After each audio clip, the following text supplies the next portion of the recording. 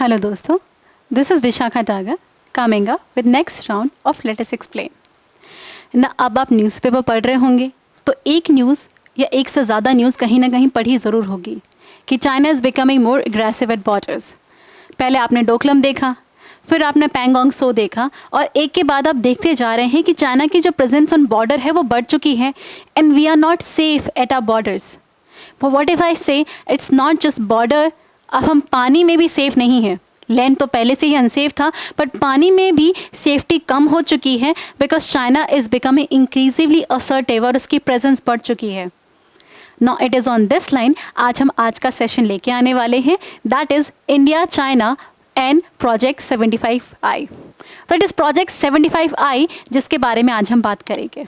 Now let start with first of all इस news के बारे में हम क्यों बात कर रहे हैं और इंडिया चाइना के बारे में क्यों बात कर रहे हैं, उसके पीछे एक न्यूज़ है। And the news is this that recently nearly 50,000 crore project launch किया गया है जिसके अंदर 6 नई जनरेशन कन्वेंशनल सबमरीन्स बनाई जाएंगी जिनकी स्टेल्थ कैपेसिटी बहुत अच्छी है, मतलब ये आसानी से छुप सकती हैं। ऐसी सबमरीन्स हम बनाने जाने वाले हैं। साथ में इसके लिए एक और इम्पॉर्टेंट चीज़ थी कि इस जो सबमरीन को फॉरेन कोलैबोरेशन से बनाया जाएगा with Indian companies.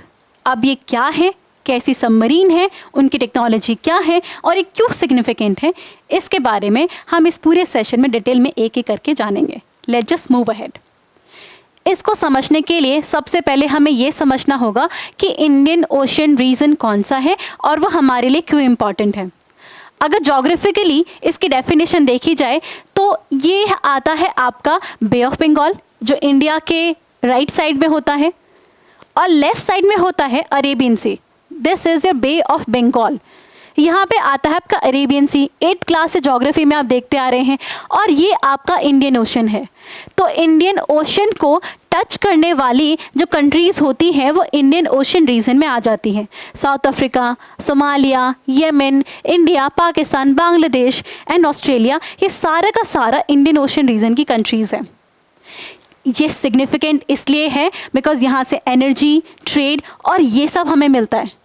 To the extent data figure अगर देखी जाए तो एनर्जी 40% ऑफ ऑल रिजर्व्स मिलते हैं यहाँ से और इंडिया के तो 80% ऑफ ऑयल रिजर्व्स यहीं से आते हैं।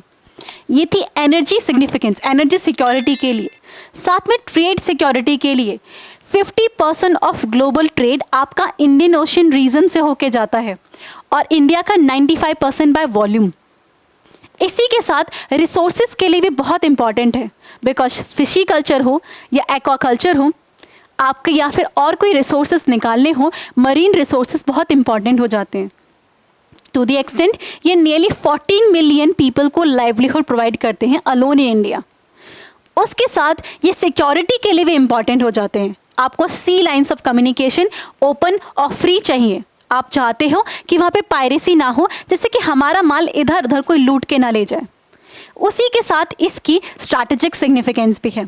एज आई सेड, चाइना की जो राइज है वो बढ़ रही है, उसकी प्रेजेंस बढ़ रही है इंडियन ओशन में। ये इंडिया के लिए वरीसम न्यूज़ है and this is something we should be worried about. This is something we need to work upon. That's why हम इस कॉन्सेप्ट को और समझ सकते हैं इंडिया चाइना के पर्सपेक्टिव से, because India China is something इस लेंस के थ्रू, इस न्यूज़ के थ्रू हम इसे समझना चाहते हैं। टू द एक्सटेंट अगर चाइना पर्सपेक्टिव देखा जाए तो Chinese presence Indian ocean reason में बहुत हद तक बढ़ चुकी है। मैंने पहले भी स्ट्रिंग ऑफ पर्ल्स के बारे में बात किया था जिसमें चाइना ने डिफरेंट पोर्ट्स बना रखे हैं सो दैट उसकी प्रेजेंस बढ़ चुकी है और इसलिए इंडिया को सर्कुलेट कर लेता है। इसके एग्जाम्पल आप देख सकते हैं जैसे कोको आइलैंड है म्यांमार का, या सितवे है, चित्तगोंग है। ये सब क्या है, ये इंडिया को अच्छे से सर्कुलेट करते हैं। हम्बन टोटा ऑफ श्रीलंका, ग्वादार ऑफ पाकिस्तान या जिबूती का जो बेस है, इस तरीके से इंडिया सर्कुलेट होती जाती है। दैट्स वाई इंडिया को इंडियन ओशन रीजन में अपनी प्रेजेंस बढ़ाने की ज़रूरत है और प्रेजेंस ऐसी कि टेक्नोलॉजिकली वो चाइना से ज़्यादा एम्पावर हो और इसीलिए प्रोजेक्ट 75I की सिग्निफिकेंस बढ़ जाती है। प्रोजेक्ट 75I क्या है, ये क्यों आया था और इसके फ़ायदे क्या हैं, वो हम अभी देखते हैं। देखा जाए तो प्रोजेक्ट 75I या प्रोजेक्ट 75 आपका 2007 में लॉन्च किया गया था, लेकिन इसकी नींव उससे भी पहले रखी गई थी अराउंड 1999 के आसपास। when we launched a 30-year plan for indigenous submarine construction.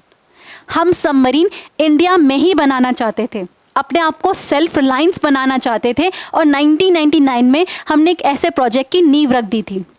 जो प्रोजेक्ट 75 आई है ना, वो बेसिकली प्रोजेक्ट 75 का अपग्रेडेशन है, जिसके अंदर हमने 6 सबमरीन्स बनाई थी, जिनको कालवरी क्लास सबमरीन कहते हैं, जिसमें वगीर, वक्ष ये सब आपके आ जाते हैं. साथ में आपके ये कलवारी, खांदेरी वगैरह आते हैं. इसका एक वर्जन अपग्रेडेशन आपका 75 आई है. इसको अपग्रेडेशन क्यों कहते हैं? इसके अपग्रेडेशन के पीछे one of the biggest reason इसकी टेक्नोलॉजी है, that is air independent propulsion system. अब मैं ज़रा आपको एक टेक्नोलॉजिकल अच्छा कॉन्सेप्ट बताती हूँ. सबमरीन मोस्टली 2 तरीके की होती हैं. एक होती है आपकी न्यूक्लियर सबमरीन और दूसरी होती है आपकी डीजल बेस्ड. ये फ्यूल का फ़र्क है. यहाँ पे आप न्यूक्लियर फ्यूल यूज़ करते हो, यहाँ पे डीजल फ्यूल. डीजल फ्यूल की खास बात ये होती है, इसको रेगुलर ऑक्सीजन सप्लाई की ज़रूरत होती है. न्यूक्लियर में ऐसा नहीं चाहिए, वो अपने आप रन करती रहती है, इसलिए वो सरफेस में बहुत टाइम तक नीचे रह सकती है, अंदर ओशियन के नीचे. बट डीजल के साथ ऐसा नहीं होता, उसको दिन में कम से कम एक बार या एवरी सेकेंड ऊपर आना पड़ता है, जिसकी वजह से उसकी स्टेल्थ कैपेसिटी कॉम्प्रोमाइज़ हो जाती है, छुप नहीं पाती वो ज़्यादा. इसलिए उसकी लिथैलिटी भी कम हो जाती है, कि उतनी लीथल नहीं होती, बिकॉज आप उसे आइडेंटिफाई कर सकते हो.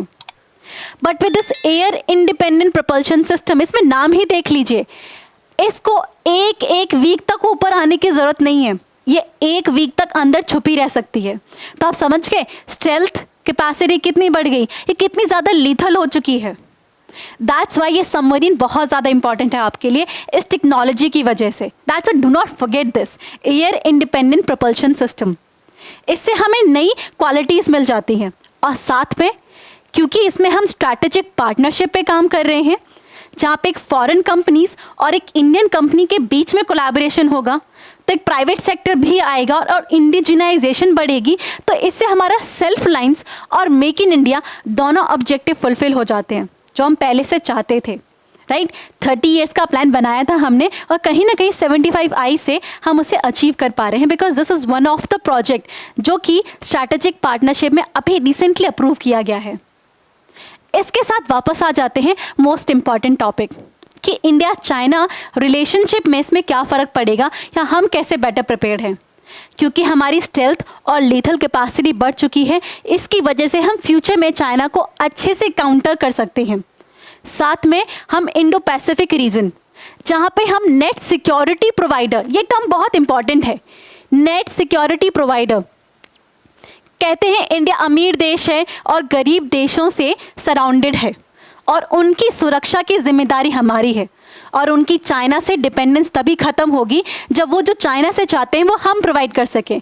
इस केस में सिक्योरिटी, अगर हमारे पास ऐसी टेक्नोलॉजी है तो हम अपनी नेट सिक्योरिटी प्रोवाइडर का जो रोल है उसे फुलफिल कर सकते हैं. राइट नेट सिक्योरिटी प्रोवाइडर, इसे याद कर लें. इस तरीके के टर्म्स आपको एग्जाम में यूज़ करने हैं, तभी आपको एक्स्ट्रा मार्क्स मिलेंगे. नेक्स्ट इज, इससे हमारी फायर पावर भी बढ़ जाती है. बट ये कहीं ना कहीं बहुत सिग्निफिकेंट है. टेक्नोलॉजिकली हम बढ़ रहे हैं, पर चाइना भी बहुत तेज़ी से बढ़ रहा है. इसीलिए ऐसे केस में हमें अकेले नहीं जाना चाहिए. अगर इंडियन ओशन रीजन है तो इंडियन ओशन रिम एसोसिएशन को यूज़ किया जा सकता है, जिससे कि these countries can come together and counter China collectively. उसका एग्जाम्पल क्वाड भी है. This is something we need to work upon. हमें अपनी सारी स्ट्रैटेजीज पे काम करना होगा. कौटिल्य कहा था ना, साम दाम दंड भेद. टेक्नोलॉजी पे काम करो, साथ में डिप्लोमेसी पे काम करो, and together we can counter the future any kind of problem जो हमें आ सकती हैं. And that is for all. आज के न्यूज़ में यही है. And if you like it, then like us, subscribe us and connect to us, because we are present on various social media platforms just to help you. Thank you so much.